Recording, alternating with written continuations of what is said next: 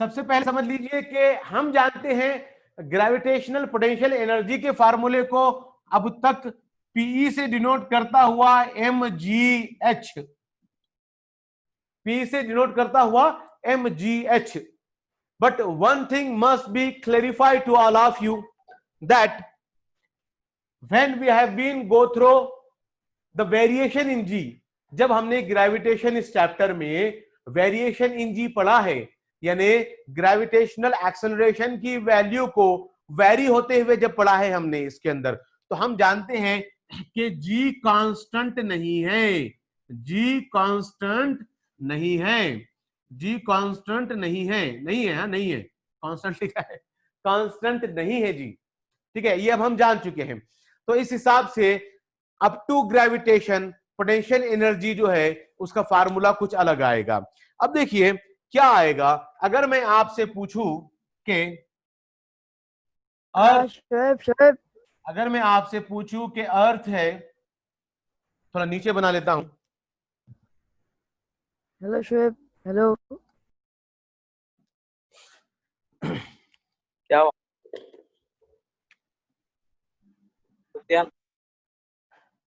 Video बंद okay. कर, video बंद कर। अगर मैं आपसे पूछता हूं कि अर्थ है और अर्थ के सरफेस से h हाइट पर, h हाइट पर कहां से लेंगे हम, हाइट यहां से लेंगे, अर्थ के सरफेस से अगर हम लेते हैं h हाइट पर, h हाइट पर एक ऑब्जेक्ट है, और मैं अगर आपसे पूछता हूं कि इस ऑब्जेक्ट पर ग्रेविटेशनल फोर्स कितना रहेगा, फोर्स, जबकि मैं आपको बतला चुका हूं कि मास of the earth capital M है, ठीक है, साथ में E भी लगा सकते हैं आप, और मास of the object small m है, और ये कंप्लीट h जो है इसको मैं r से डिनोट करता हूं, r, ये एक्चुअली इसको मैं कंप्लीट को r से डिनोट करता हूं, और सरफेस से हाइट h ले लेते हैं, उसकी सरफेस से हाइट h है, मगर complete h plus R E, h plus R E मिलाकर इक्वल्स टू r लिखते हैं। मालूम है ना आपको कि in the case of height, यानी हाई एल्टीट्यूड में r is equals to R E plus H, ये तो मालूम है आप लोगों को, ठीक है, r is equals to R E plus H. और मैं अगर आपसे यहां पर बेटा सवाल करता हूं कि इस ऑब्जेक्ट पर ग्रेविटेशनल फोर्स कितना है, ग्रेविटेशनल फोर्स, तो आप बोलेंगे कि इस ऑब्जेक्ट पर ग्रेविटेशनल फोर्स है capital G, that is universal gravitational constant, mass of the earth, mass of the earth, that is me, mass of the object upon r square, जिसे हमने d स्क्वायर से भी देखा है ना, r स्क्वायर, ओके, ये है इस पर ग्रेविटेशनल फोर्स, ठीक है, कितना है, क्या है बेटा ये ग्रेविटेशनल फोर्स, मैं लिख देता हूं क्योंकि एक आध वर्ड अगर आपसे छूट गया तो बाद में आप मुझसे पूछते हैं कंफ्यूज होकर, तो उससे अच्छा है कि मैं लिख दूं, ये है बेटा ग्रेविटेशनल फोर्स, ग्रेविटेशनल फोर्स। तो अब मैं आपको बताऊं कि इस ऑब्जेक्ट पर जो है पोटेंशियल एनर्जी का फार्मूला क्या रहेगा, potential energy, gravitational potential energy. अब मैं पोटेंशियल एनर्जी लिख रहा हूं मगर उसका बेसिक सिंबल यू है बेटा, ग्रेविटेशनल एनर्जी का ये सिंबल इंपॉर्टेंट है, हम यू से डिनोट करेंगे, यू से डिनोट करेंगे, ठीक है। इस पर ग्रेविटेशनल पोटेंशियल एनर्जी कितना आ रहा है बेटा, इस फार्मूले को क्यों लिखा हूं मैं, क्योंकि स्टूडेंट ज्यादातर ये दोनों में थोड़ा कंफ्यूज हो जाते हैं, तो दोनों को पास पास रखेंगे तो आपको समझ में आएगा।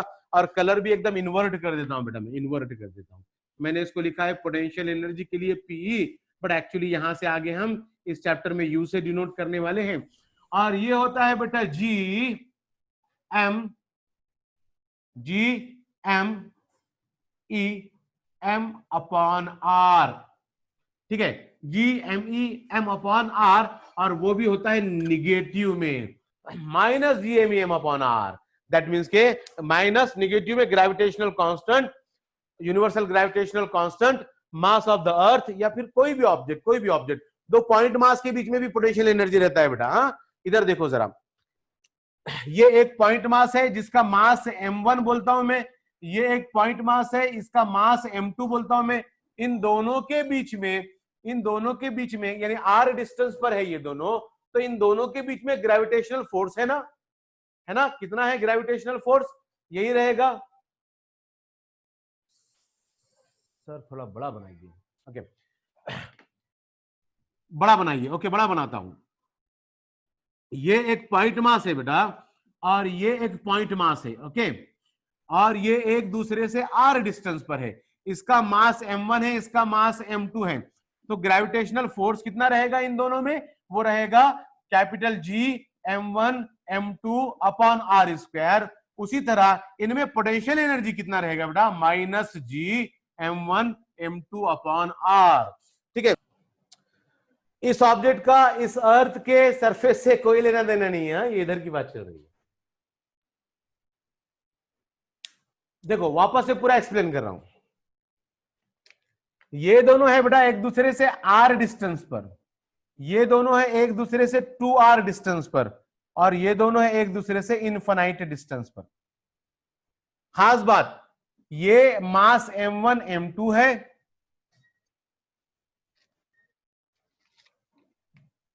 और ये भी वही मास है, वही मास है। हाँ, उनकी बात चल रही है, कलर चेंज कर दिया है मगर उन्हीं मासेस की बात चल रही है।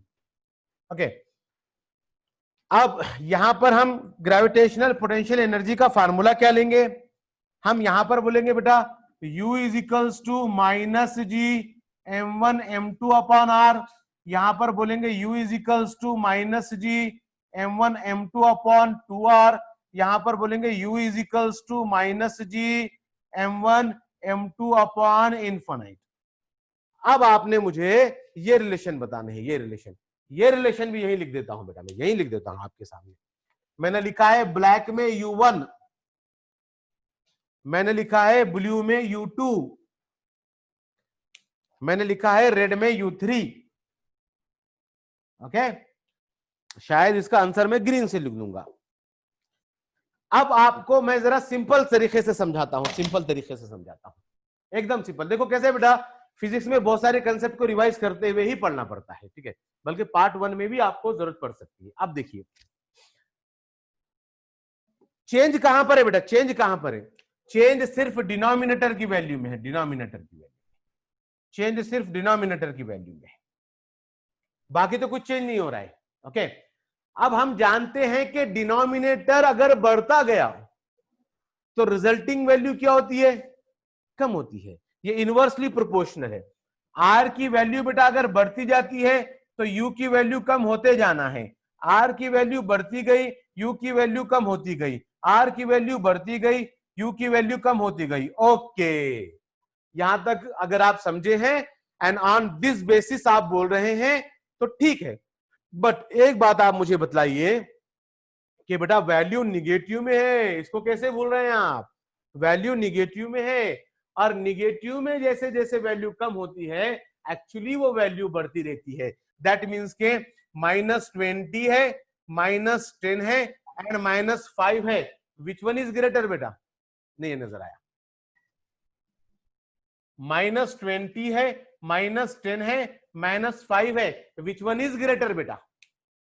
-5 is greater than -10 and -10 is greater than -20। इस हिसाब से आपने क्या देखा? इस हिसाब से देखा कि निगेटिव जब वैल्यू आ रही है तो यहां पर हमको देखने में तो यू की वैल्यू कम आ रही है, यानी वैल्यू न्यूमेरिकल वैल्यू तो यू का कम आ रहा है मगर निगेटिव साइन के साथ कम आ रहा है। तो actually in this case when R increases U increases. यहां पर अगर डिनोमिनेटर बढ़ रहा है तो यहां पर रिजल्टिंग वैल्यू भी बढ़ रहा है। Therefore U1 is less than U2 is less than U3। यह है बेटा U1, U2 एंड U3। यहां पर सबसे कम पोटेंशियल एनर्जी U1 में है and highest potential energy U3 में। अब यहां पर हम इनफाइनाइट से डिवाइड कर रहे हैं और इनफाइनाइट से डिवाइड करेंगे तो रिजल्टेंट 0 आएगा। यहां पर तो जो है रिजल्टिंग वैल्यू 0 आएगा of course, but 0 is greater than negative, 0 is greater than negative. यहां पर वैल्यू निगेटिव है, यहां पर वैल्यू निगेटिव है। इस थर्ड केस में वैल्यू क्या आ गई है? 0 आ गई है। When object is eight infinite distance from surface of the earth, it's potential energy becomes 0। its potential energy becomes 0, but that is greater than. क्यों? क्योंकि उससे पहले जो पोटेंशियल एनर्जी थी वो निगेटिव थी, और अब जो पोटेंशियल एनर्जी आई है वो ग्रेटर पोटेंशियल एनर्जी आई है, 0 इज ग्रेटर देन निगेटिव। तो हमने क्या पॉइंट आउट किया है बेटा? हमने पॉइंट आउट ये किया है कि when distance between two objects और two point masses used to be increases, its potential energy increases. MGH में भी वैसे ही होता था ना, एच जैसे जैसे बढ़ रहा है, हाइट जैसे जैसे बढ़ रही है, पोटेंशियल एनर्जी एमजीएच में भी बढ़ती है। वैसे ही minus G M M upon R में भी जैसे जैसे ऑब्जेक्ट की हाइट बढ़ती है बेटा, पोटेंशियल एनर्जी यहां भी बढ़ती है। आई बात समझ में? ये था हमारा आज का असल टॉपिक।